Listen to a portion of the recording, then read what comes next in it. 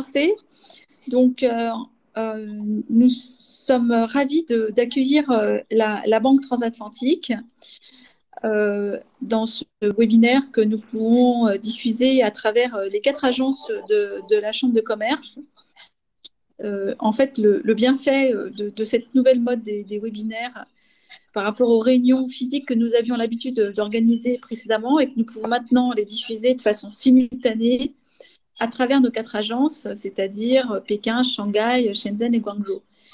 Voilà, donc nous sommes ravis que tout le monde autour de ce webinaire ait pu se connecter et nous sommes ravis d'accueillir la Banque transatlantique qui va nous faire une présentation sur l'actualité fiscale et la stratégie patrimoniale.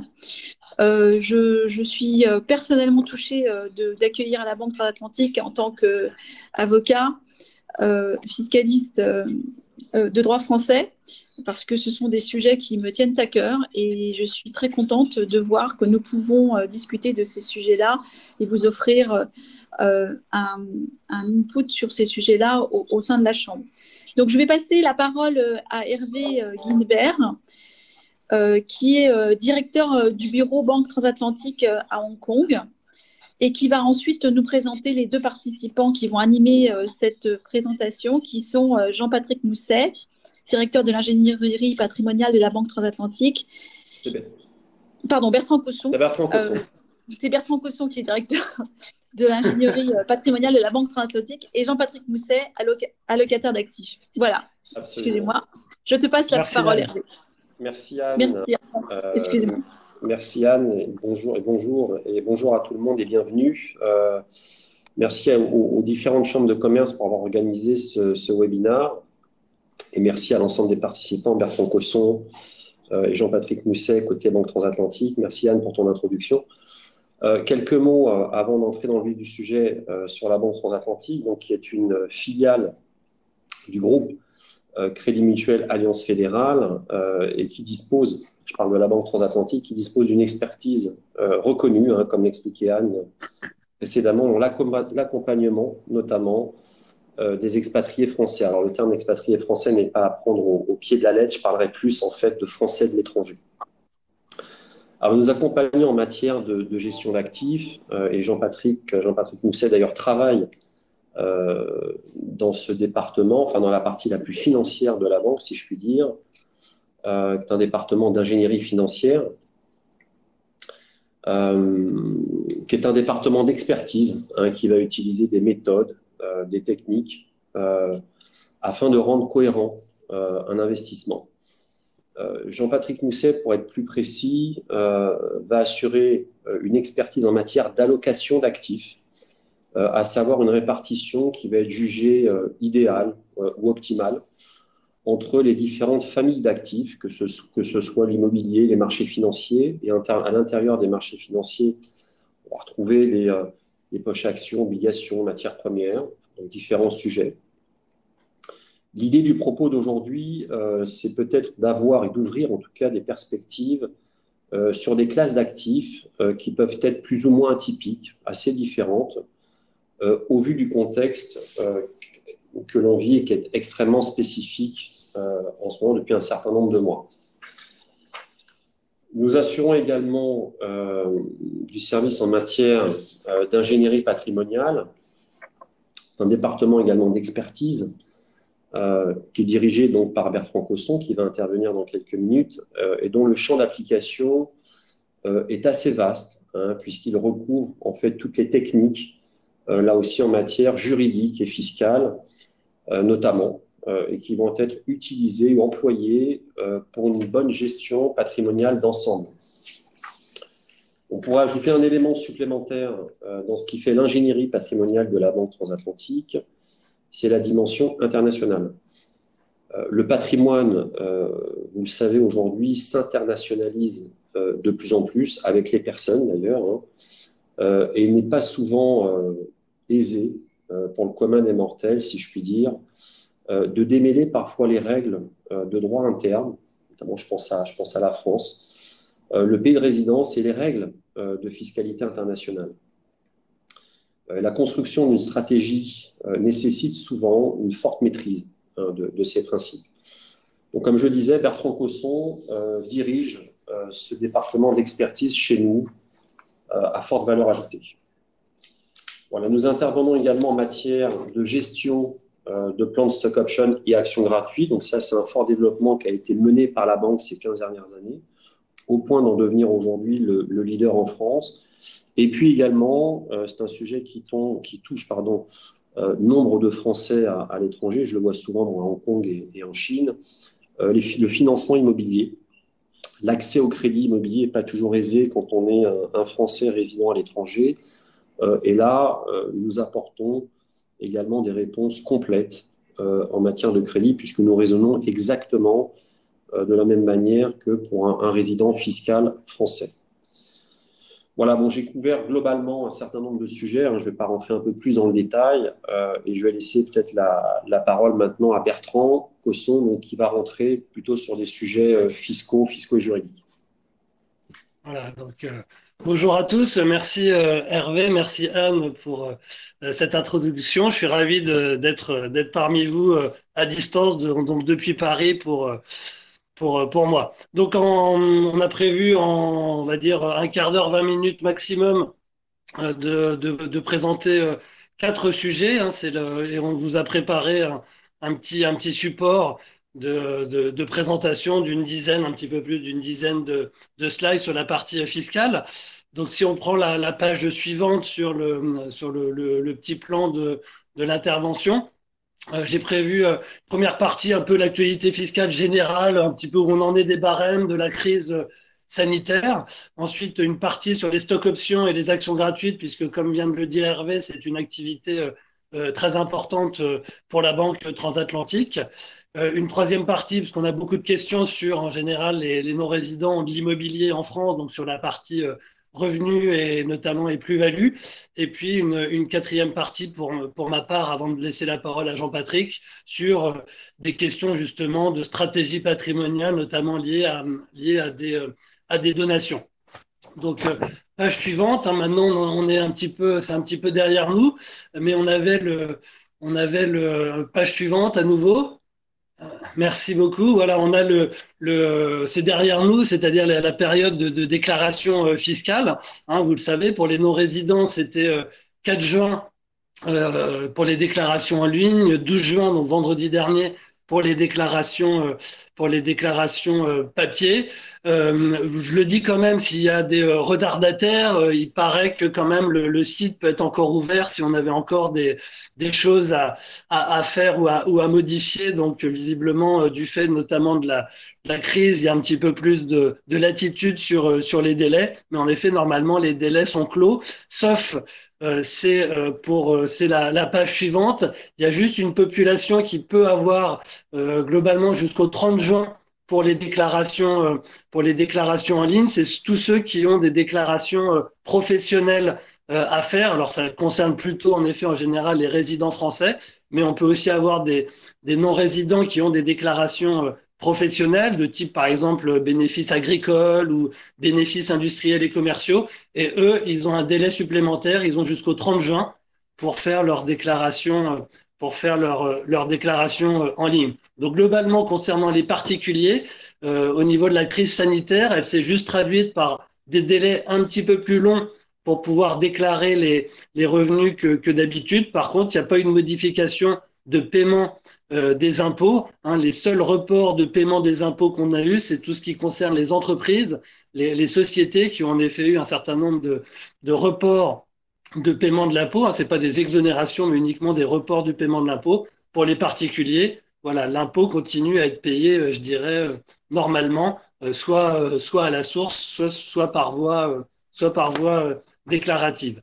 La page suivante, c'était pour vous représenter le barème qu'on a sur les revenus 2019 et je vous présenterai juste après celui sur les revenus 2020 puisqu'on l'a déjà. Donc le barème sur les revenus 2019, il n'y avait pas de modification particulière, juste une revalorisation des seuils, vous voyez, avec une tranche marginale à 45% et évidemment avec des spécificités pour les non-résidents on y reviendra tout à l'heure. La page suivante, c'était aussi juste pour vous rappeler qu'il y a eu quand même une modification du barème pour les revenus 2020. Hein. C'était des modifications principales en France de la fin d'année dernière. Donc, globalement, on a diminué le deuxième taux d'imposition qui passe de 14 à 11%, et on a un petit peu modifié aussi les tranches d'imposition. Donc, ce qu'il faut retenir, c'est que ça baisse l'impôt pour les contribuables modestes, mais globalement, pour les non-résidents de manière générale et les résidents français qui ont des revenus significatifs, il n'y a pas de modification globalement du barème, puisqu'après, le changement dans les tranches fait que c'est globalement neutre pour les contribuables importants. La slide suivante, c'est pour vous donner quelques éléments, mais si vous êtes concerné, vous le savez déjà, mais là, il y avait aussi un petit peu d'actualité là-dessus. C'est quand vous êtes non résident, mais vous avez éventuellement encore un salaire qui est, par exemple, un salaire imposable en France. Aujourd'hui, s'appliquent des retenues à la source de 0, 12 et 20%, ce que je vous ai remis là dans les slides. Hein, et c'est la particularité, c'est que vous voyez, si vous êtes sur un montant annuel inférieur à 43 477 euros, bah, les retenues à la source de 0 et 12% sont libératoires de l'impôt sur le revenu. Ça veut dire que l'employeur a fait la retenue à la source et vous, de votre côté, vous avez directement payé via votre employeur l'impôt sur le revenu. Alors, ça ne vous empêche pas d'avoir à redéclarer cette somme, mais globalement, l'impôt a été payé. Si on est dans une tranche à 20% et plus, donc au-delà de 3 623 euros par mois ou 43 477 euros par an, bah là, sur la tranche qui excède les 20%, bah là, on va devoir appliquer le barème qu'on a vu tout à l'heure. Et donc, pourquoi je vous en parle aussi là? Ça, c'est la page suivante. C'est parce qu'il y a eu des modifications qui avaient été votées fin 2018 et qui ont été modifiées fin 2019. Donc là, on est dans une vraie instabilité fiscale comme la France connaît parfois sur certains sujets. Donc là, globalement, cette page pour vous dire que 2020, on continue à appliquer les tranches à 0, à 12 et à 20% comme en 2019. Par contre, en 2021 et en 2022, donc pour les revenus 2021 et les revenus 2022, bah, la tranche à 20%, enfin les tranches à 0, 12, 20%, aucune tranche ne sera libératoire de l'impôt sur le revenu. Donc ça change véritablement la donne et ça va globalement augmenter la fiscalité des non-résidents concernés par ce dispositif. Alors là aussi, je vous le dis, dans les actualités fiscales, il y a une proposition de loi au niveau des sénateurs qui pourrait à nouveau encore modifier cette fiscalité, mais pour l'instant, cette proposition de loi est à l'étude. On ne sait pas du tout si elle va aboutir. Donc en résumé, 2020, c'est comme en 2019 sur les salaires. 2021, 2022, on modifie le caractère libératoire. Et 2023, si cette réforme va au bout, et ben là, 2023, on n'aura plus les tranches à 0, 12 et 20%, mais un taux de prélèvement à la source comme pour les résidents français. Là, il y aura une uniformisation, sauf si évidemment, il y a un nouveau changement sur ce point. Donc la page suivante, ça nous fait le lien avec un petit peu, on passe des salaires aux stock options et actions gratuites, hein, notamment si vous en êtes titulaire en situation de mobilité internationale. Donc là, c'est évidemment un thème qui peut être un petit peu compliqué si j'essaie de le résumer en quelques minutes. Quelles sont les bonnes questions à se poser justement à un cadre concerné par des stock options et des actions gratuites et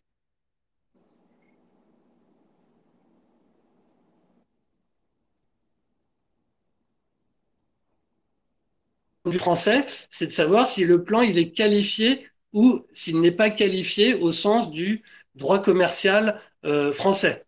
Parce qu'en effet, notamment, une des différences, c'est que si le plan n'est pas qualifié, globalement, il sera toujours traité comme du salaire. Alors que s'il est qualifié, ben, il peut rentrer justement dans des régimes spécifiques. Et la deuxième chose importante, c'est que quand le plan est qualifié, nous, du point de vue français, ça veut dire qu'on va taxer à la cession des titres et pas lors de l'acquisition des titres. Alors que le plan n'est pas qualifié, on va taxer dès l'acquisition des titres, même avant la cession. Ça, c'est la première question à se poser.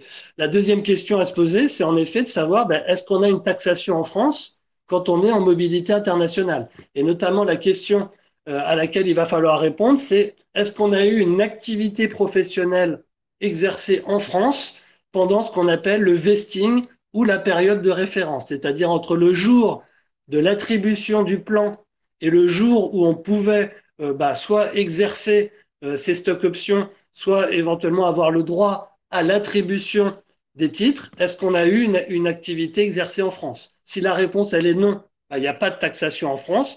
Par contre, si la réponse est oui, là on peut avoir un prorata ou jusqu'à 100%, pourquoi pas, de taxation en France de la plus-value d'acquisition, parce que cette période de référence étant en France, même si on est devenu non-résident, on peut être taxé en France sur cette partie-là.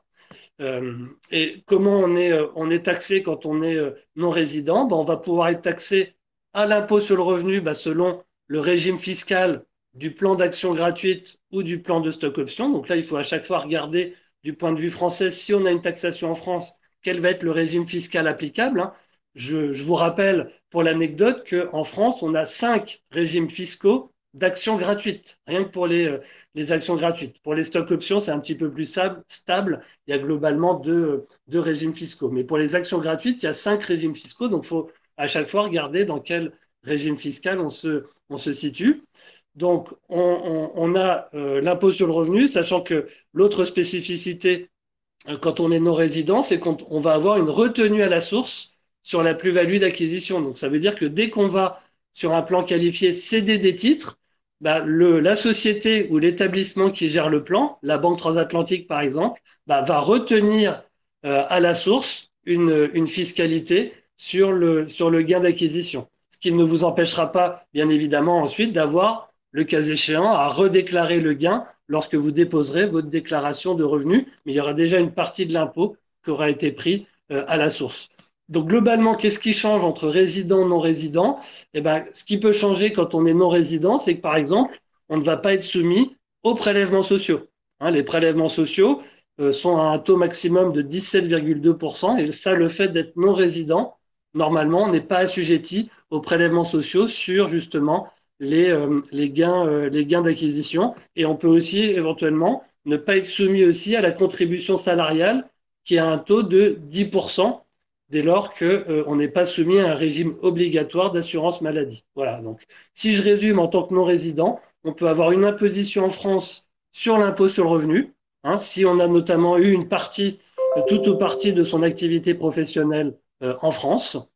Par contre, on n'aura normalement pas les prélèvements sociaux et sans doute pas la contribution salariale. Donc là, peut y avoir une économie fiscale en étant devenu non résident, bien évidemment, toujours en vérifiant après la fiscalité locale avec des conseils locaux. Troisième point que je voulais voir avec vous, la page suivante, c'est la partie immobilier. Puisque c'est vrai que beaucoup de non-résidents conservent ou souhaitent acheter des biens immobiliers en France. Et comment se passe le premier temps, les revenus immobiliers? Globalement, c'est là aussi où la France est des fois un petit peu compliquée, c'est que vous avez potentiellement 5 régimes fiscaux sur les revenus de biens immobiliers. Si vous avez de la location nue, vous avez le régime dit des microfonciers ou le régime réel. Si vous faites de la location meublée, c'est pas le même régime fiscal. C'est là aussi soit un régime micro, soit un régime réel. Et c'est vrai qu'en général, la location meublée sur le plan fiscal est plus intéressante que la location nue parce que ça permet notamment de déduire plus de charges et notamment de pouvoir amortir les biens immobiliers. Donc vous voyez, donc ça fait 2 régimes des revenus fonciers, 2 régimes de la location meublée, et vous avez aussi un régime si vous interposez entre le bien immobilier et vous-même une société soumise à l'impôt sur les sociétés. Donc là, ça va être le régime de l'impôt sur les sociétés français, bien évidemment, toujours l'immobilier, taxation en France, même si on est non résident, mais là, ça va être le régime de l'impôt sur les sociétés en France qui va s'appliquer. Donc ça, pour ceux qui ont des revenus immobiliers importants, ça peut être intéressant des fois d'imaginer ou de voir si c'est pertinent d'être soumis à l'impôt sur les sociétés plutôt que les déclarations en direct. Page suivante s'applique en effet aux revenus immobiliers le taux minimum d'imposition spécifique pour les non-résidents qui concerne tous les revenus soumis au barème, donc bien évidemment les revenus immobiliers, hein, que ce soit des revenus fonciers ou de la location meublée. Et comme vous le savez, si vous êtes concerné, en effet, ce taux de minimum d'imposition, il a été augmenté il y a maintenant 2 ans. Et il est donc de 20% jusqu'à peu près 28 000 euros de revenus nets français. Et dès qu'on dépasse les 28 000, on va avoir 30%. Donc ça, c'est le taux minimum d'imposition, hein, qui va s'appliquer. C'est pas un taux maximum, hein, c'est un taux minimum. Ça veut dire que si on a des revenus fonciers, par exemple, très importants, par exemple, je sais pas, 100 000 euros de revenus fonciers, bah, on va avoir éventuellement plus que les 30% de taux minimum d'imposition. La page suivante, c'est là aussi quelque chose qui fait souvent grincer des dents les non-résidents, sur lequel on a beaucoup de questions, nous, à Paris, de tous les non-résidents. C'est concernant en effet les prélèvements sociaux, hein. Comme vous le savez, il y a eu beaucoup de contestations sur l'application des prélèvements sociaux pour les non-résidents. Et aujourd'hui, qu'en est-il? Donc, il y a eu un changement il y a maintenant 1 an et demi. Donc, on a une première période qui est celle de la crise du crédit aux États-Unis à la fin des années 60. La deuxième période, c'est la crise du pétrole et la crise du Kippour, 1972-1974, suivi en 87 du fameux crack de 87. Bien sûr, l'explosion de la bulle Internet de 2000 à 2003. La crise Lehman Brothers en 2008 et plus récemment, bien entendu, la crise du Covid-19. Et pendant toutes ces crises, ce qu'on a remarqué, c'est que la durée de la baisse ressort entre 3 et 24 mois pour un rebond qui, lui, va être beaucoup plus long. C'est-à-dire qu'en moyenne, on met 2 fois plus de temps à rattraper la baisse. Et donc, c'est pas une reprise en V, mais c'est plutôt une reprise en J inversé ou en J un peu penché, si on se réfère. Donc, si on passe en slide 8, donc voilà, là vous avez la crise du Covid. Donc si on place en slide 8 et si on regarde les différents actifs financiers, ce qu'on peut remarquer, le premier constat, c'est que les indices actions entre eux de par le monde, ils sont très, très corrélés et donc ne fournissent pas de décorrélation attendue. En d'autres termes, si on est investi sur des actions américaines, investir sur des actions françaises, japonaises, suisses ou anglaises ne protège pas votre portefeuille. Donc nous, ce qu'on va essayer de chercher, c'est des indices ou des classes d'actifs qui, elles, évoluent dans un sens inverse des marchés actions. Slide suivant. Et la première donc, de ces matières premières, de ces classes d'actifs, c'est l'or qui se comporte bien en période de crise. Donc on le voit bien sur ces différents schémas. Et pour préciser dans le slide suivant, comment est-ce que l'or réagit?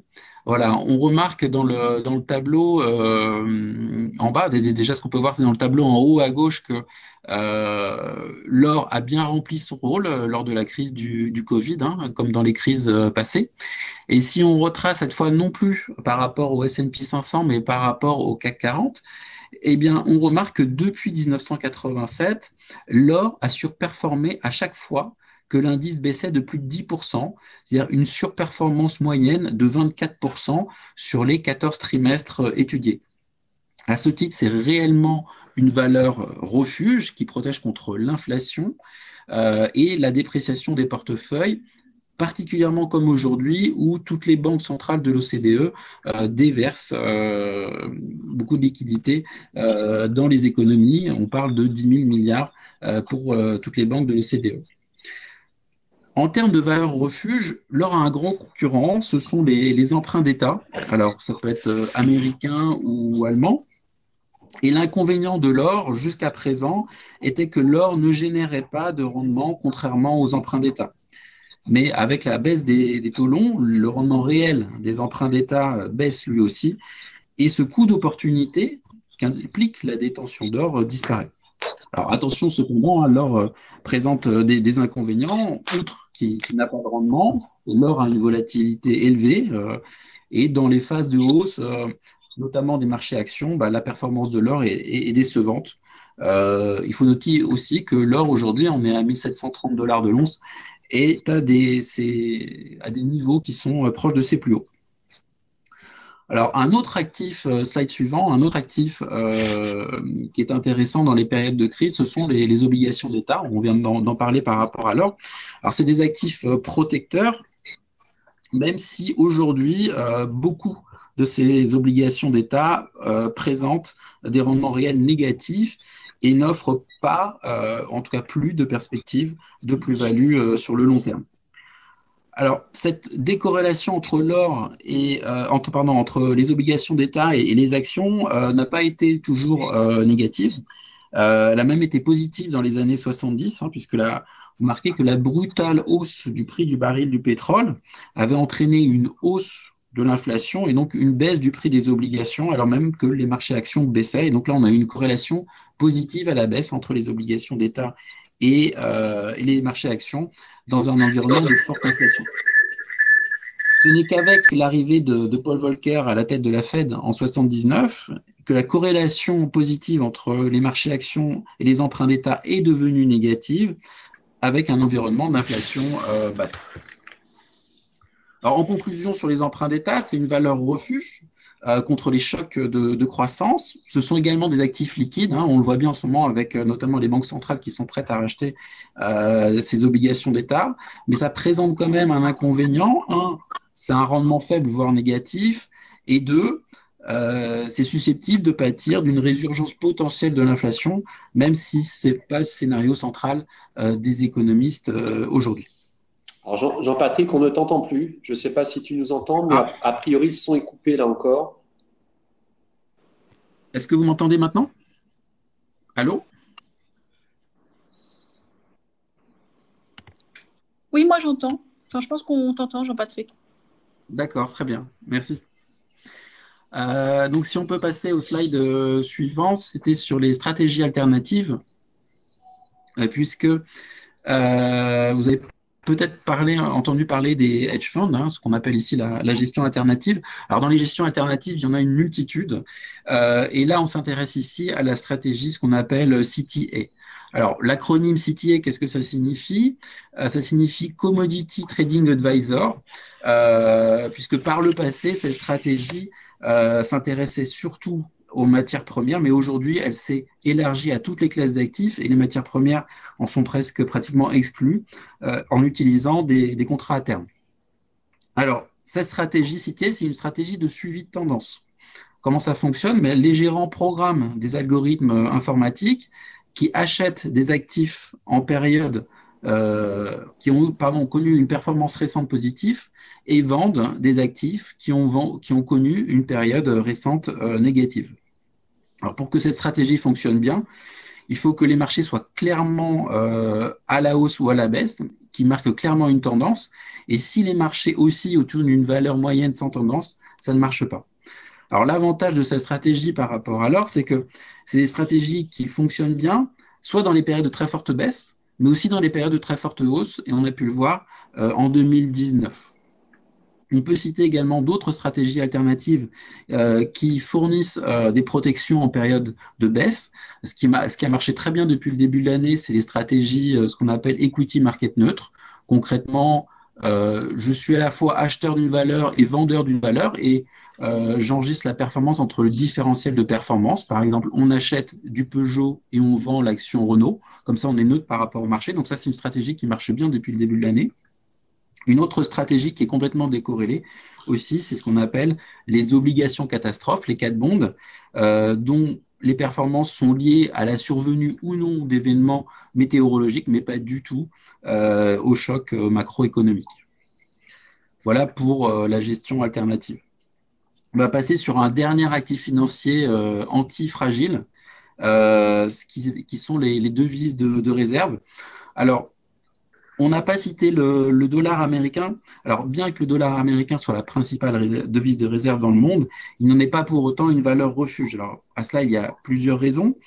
Tout d'abord, les investisseurs préfèrent diversifier leur exposition devise en se retournant soit vers d'autres devises que le dollar, soit vers l'or. Et quand je parle des investisseurs institutionnels, c'est notamment les banques centrales.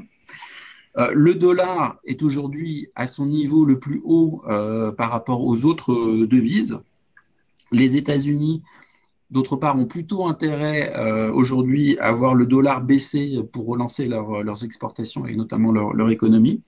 Et on peut quand même soupçonner que la Fed restera encore pendant un certain temps accommodante, ne va pas augmenter ses taux, et donc ce qui plaide plutôt pour une baisse du dollar à terme.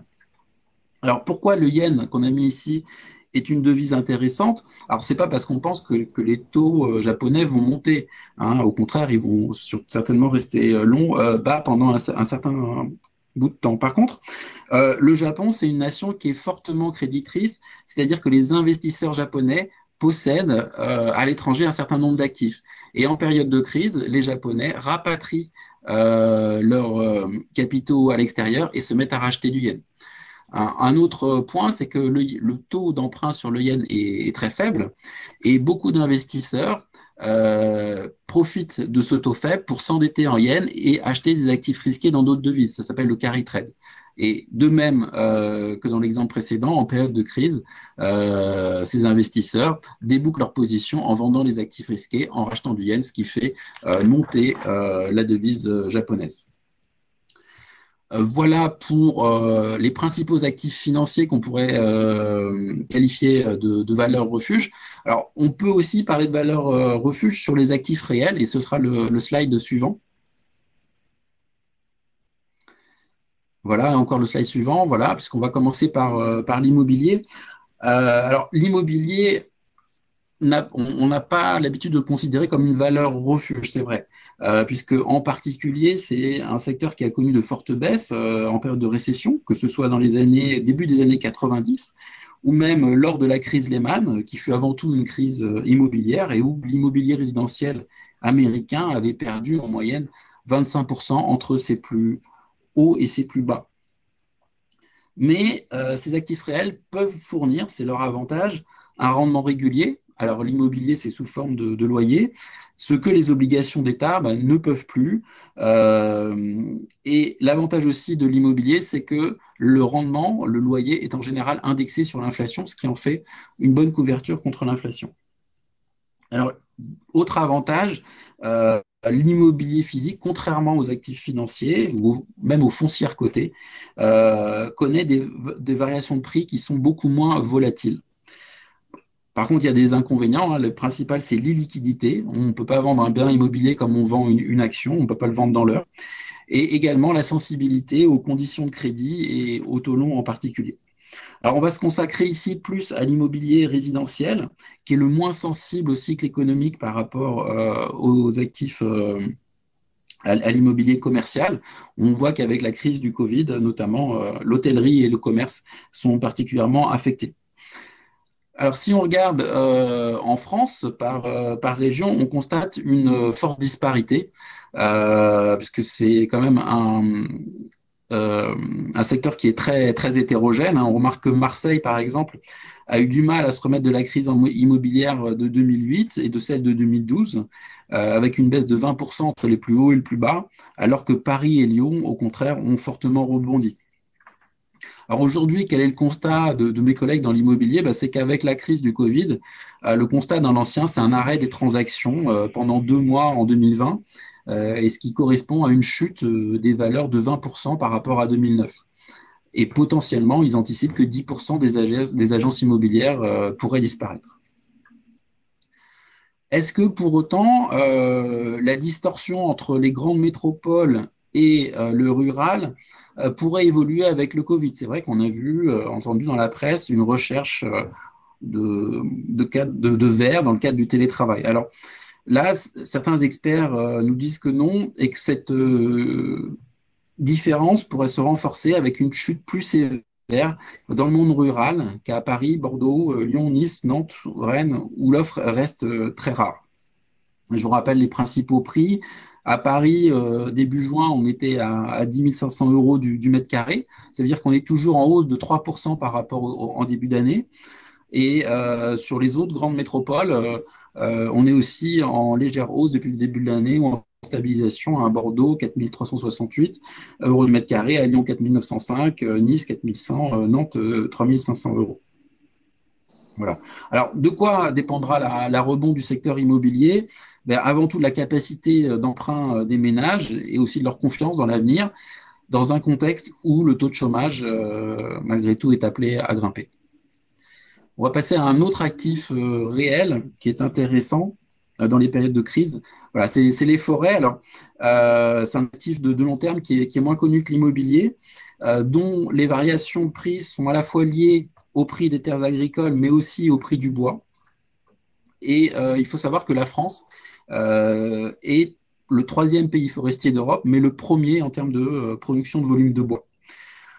Puisqu'en termes de marché final, il y a un potentiel de rattrapage en France avec la part de la construction de bois dans la construction neuve au global qui est en plein essor et qui pourrait atteindre dans les années à venir 15%, c'est-à-dire le niveau de la moyenne européenne, contre un peu moins de 10% aujourd'hui. Et on a certaines vitrines de la filière bois en France. On peut citer notamment le bâtiment B à Nantes, la Tour Sylva à Bordeaux, ou bientôt l'ensemble Woodéum qui devrait voir le jour à Paris. Autre marché final pour le bois, le bois énergie, une source d'énergie renouvelable. Et puis aussi, on peut penser pour les forêts à des revenus fonciers comme la location pour la chasse. Alors l'évolution du prix des forêts, eh bien, en 2019, on était à peu près sur des niveaux de 4 200 euros par hectare, avec des disparités géographiques. On voit des baisses de prix dans l'est de la France, à cause notamment des sécheresses et des épidémies, et une hausse des prix dans l'ouest et dans le sud-ouest. Alors après, on voit des différences d'appréciation de prix entre les tailles de forêt. On voit une hausse des valeurs, notamment sur les forêts de petite taille, inférieures à 10 hectares. Et les prix les plus élevés se situent quand même sur les parcelles de plus de 50 hectares, notamment en Sologne, où on est sur les plus hauts niveaux historiques, et sur certaines variétés comme les chênes ou les arbres fruitiers. Alors, si on regarde les prix sur le long terme, on a une hausse quasi continue des prix depuis le milieu des années 90. Mais quand on regarde cette fois en euros constants, c'est-à-dire quand on retraite de l'inflation, là, ben, on reste toujours 37% en dessous des niveaux de 1981. Alors, on l'a dit, le prix des forêts est lié à celui des terres agricoles, qui s'est valorisé avec les baisses des taux d'intérêt, mais il est également lié au prix du bois, qui lui se redresse lentement depuis son point bas des tempêtes des années, de la fin des années 90. Alors là compris, le risque pour la forêt, ce n'est pas tant des risques macroéconomiques, mais c'est plutôt des risques climatiques, comme les tempêtes et les incendies notamment. On va passer rapidement sur d'autres actifs réels. Alors voilà, je vous ai mis ici les vignobles. La France est un des premiers producteurs et exportateurs de vin au monde, à la fois en valeur et en volume, avec des appellations de renom, une réputation technique. C'est un actif qui est à la fois corrélé à l'évolution du foncier rural et au prix de l'immobilier. Et l'appréciation ces 10 dernières années a été marquée par la hausse de la consommation mondiale de vin et par une forte dynamique à l'exportation. Donc les prix sur les vignobles, on constate une tendance sur les 10 dernières années de 3,5 à 4% par an, un peu moins si on exclut la région de Champagne. Alors là-dedans, il y a aussi également de fortes disparités. Si on regarde le Bordelais, où il y a les plus grandes surfaces avec 100 000 hectares de vignobles, là, les prix varient énormément. Donc, pour un Bordeaux, on est à 26 000 euros de l'hectare, alors qu'on pourrait être à 3,8 millions pour un Pomerol, par exemple. Ce qu'il faut tenir aussi compte dans la valeur du vignoble, c'est bien sûr le foncier et donc les grandes propriétés ou les châteaux qui vont avec, pour des rentabilités moyennes qui vont de 3 à 5%. En Bourgogne, à contrario, on est sur des surfaces qui sont beaucoup plus petites, c'est environ un dixième de la surface du Bordelais en vigne. Il y a très peu de transactions et des prix qui sont très élevés. Voilà, par exemple, pour un premier cru de Bourgogne, on est entre 2,4 et 3,4 millions par hectare. Et pour une rentabilité moyenne qui est similaire à celle du Bordelais, donc de 3 à 5 euh, alors déjà, pardon, en 2019, la production viticole avait commencé à baisser de 12%, cette fois pour des considérations climatiques, hein, en raison du gel, de la grêle, de la sécheresse, dans un contexte de vente qui était difficile, notamment avec la baisse des ventes en Chine et la baisse des ventes à la grande distribution. Alors, le Covid-19 n'a pas arrangé les choses puisque les ventes de vin ont chuté, hein, notamment auprès des cafés, hôtels, restaurants. Et donc, il faut s'attendre à une année 2020 difficile. Voilà. Euh, on a parlé des vignobles, bon, on peut parler des grands crus, qui fait partie des biens de collection. Alors là, on va s'éloigner des actifs réels pour parler de ce que les anglo-saxons appellent les collectibles, les biens de collection. Donc, on en a identifié trois, les grands crus, les automobiles et l'art. Alors, là, donc, on parle plus d'un investissement de type passion. Alors, qu'est-ce qui caractérise un grand cru? Le prix, notamment, de quoi il va être fonction? Il va être fonction, bien sûr, du climat, de l'année de la récolte, de l'origine, de la classification du vin, de sa notoriété par des experts indépendants, notamment, je pense à Robert Parker, et des facteurs qui sont a priori décorrélés des paramètres macroéconomiques qui affectent la valorisation d'une action ou d'une obligation. On estime ce marché à 4 à 5 milliards de dollars par an. Alors, il y a un indice qui fait référence dans le domaine, c'est l'indice Livex, c'est une place de marché qui est née en 99. Et des études ont montré que la performance historique des grands crus sur longue période est entre 5 à 6% par an. Mais de cette performance-là, il faut retraiter deux coûts qui sont assez importants. Un, les coûts de transaction, et deux, les coûts de stockage. La volatilité de cette classe d'actifs, elle est très élevée, entre 25 et 35%. C'est-à-dire c'est un niveau de risque qui est à peu près équivalent à celui des marchés émergents pour des perspectives de rentabilité qui sont quand même 2 fois moindres. Donc, là, on remarque aussi que pendant certaines crises, notamment la crise Lehman et également en 2012, c'est une classe d'actifs qui a eu tendance à baisser, donc on ne peut pas réellement parler de valeur refuge. Par contre, on peut dire que les grands crus méritent d'être savourés plutôt qu'économisés. Et je vais terminer par deux autres classes d'actifs dont je vous avais parlé précédemment, qui sont l'art et les voitures de collection. Donc, on voit dans ce schéma que toutes les classes d'actifs ne remplissent pas le rôle de valeur refuge et que la plupart ont baissé pendant la crise, notamment Lehman, peut-être moins les voitures de collection. Alors, ces biens de collection, ça date pas d'hier. Les Hollandais déjà commençaient à investir dedans via les tulipes au XVIIe siècle. Et je fais référence à une étude de Knight Frank Research qui indique que les grandes fortunes, donc ce qu'ils appellent les ultra high net worth individuals, possèdent environ 2% de leur patrimoine sur ces biens de collection et que cette proportion est appelée à s'accroître. On arrive donc face à une demande qui s'accroît alors que l'offre, elle, reste rare, ce qui entraîne forcément une hausse de prix. En termes de performance sur le long terme, si on regarde, si on se place à fin 2016, le prix des œuvres d'art suivant l'indice Art Price avait été multiplié par 2 en moyenne, et les voitures de collection, le prix avait été multiplié par 4,5. On constate aussi que chaque décennie avait eu ces grandes tendances. Donc, la décennie des années 90, c'était plutôt les œuvres d'art. Les grands crus, c'était pendant la période 2000 et les voitures de collection pendant la période 2010. Alors, pour les voitures de collection, on se sert d'un autre indice, c'est le K500 Classic Car Index. Et on remarque là aussi une hétérogénéité dans cet indice, puisque on peut différencier entre les véhicules d'avant-guerre et d'après-guerre, entre véhicules européens et véhicules américains. Et on constate que les œuvres d'art et les grands crus ont vu leur prix baisser pendant la crise Lehman, mais que ce n'était pas le cas des voitures de collection qui, elles, ont bien résisté. Alors, est-ce que c'est un effet de mode? Est-ce que pendant la crise Covid, les voitures de collection resteront un actif refuge? Voilà, donc pour terminer en conclusion sur cette présentation, et ce sera le dernier slide,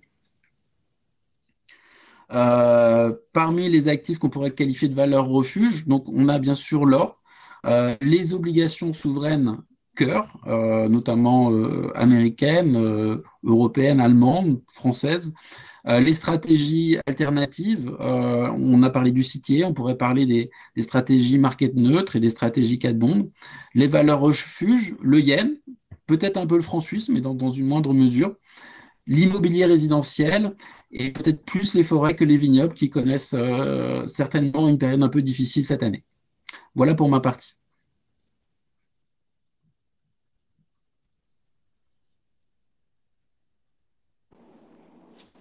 Merci, merci Jean-Patrick. On va voir si on peut récupérer Bertrand. Bertrand, je ne sais pas si tu nous entends.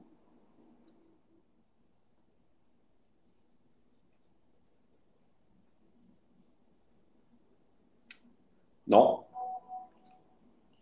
Écoutez, je pense qu'on a des difficultés avec Bertrand pour le récupérer. A priori, il nous voit, il nous entend, mais on n'a rien de notre côté. Bon, bah écoutez, ce que je vous propose peut-être, déjà, je voudrais remercier Natacha à la Chambre de Shanghai qui a été la grand chef d'orchestre pour l'organisation de ce webinaire, donc qui a connu quelques difficultés techniques, on s'en excuse.